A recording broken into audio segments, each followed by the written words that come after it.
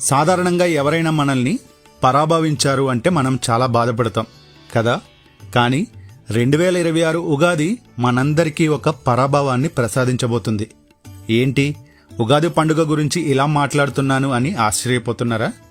2026 మార్చి 19న మన జీవితాల్లోకి అడుగు పెట్టబోతున్న శ్రీ పరాభవ సంవత్సరం వెనుకున్న అసలు రహస్యం తెలిస్తే మీరు కూడా ఈ పరాభవం కోసమే ఎదురుచూస్తారు. చాలామంది పరాభవం అంటే కేవలం అవమానం అనుకుంటారు. కానీ సంస్కృతంలో దీనికి ఒక అద్భుతమైన అర్థం ఉంది. పర అంటే అత్యున్నతమైన లేదా గొప్పదైన అని అర్థం. భవ అంటే పుట్టుక లేదా స్థితి అని అర్థం.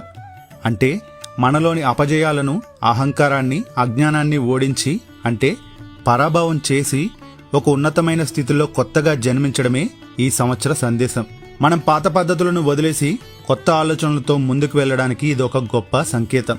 ఇక విశ్వావసు సంవత్సరంలో మనం ఎన్నో నేర్చుకున్నాం. కానీ ఈ కొత్త ఏడాది మనల్ని మనం మార్చుకోవాలని చెబుతుంది.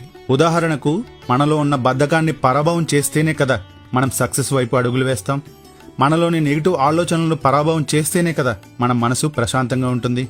కాబట్టి ఈ పరాభవ సంవత్సరం మనకి ఇచ్చే పెద్ద గిఫ్ట్ సెల్ఫ్ ట్రాన్స్ఫర్మేషన్.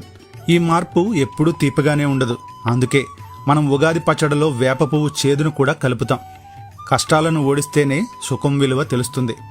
ఈ శ్రీ పరాభవ సంవత్సరంలో మీరందరూ మీలోని లోపాలను జయించి సరికొత్త ఉత్సాహంతో ముందుకు సాగాలని కోరుకుంటున్నాం. మరి ఈ ఉగాది నుంచి మీలో ఉన్న ఏ అలవాటుని మీరు పరాభవం చేయాలనుకుంటున్నారు? అంటే ఏ నెగిటివ్ క్వాలిటీని వదిలేయాలనుకుంటున్నారో కింద కామెంట్స్లో షేర్ చేసుకోండి. ఈ వీడియో కనుక మీకు నచ్చితే లైక్ చేయండి. జై శ్రీరామ్.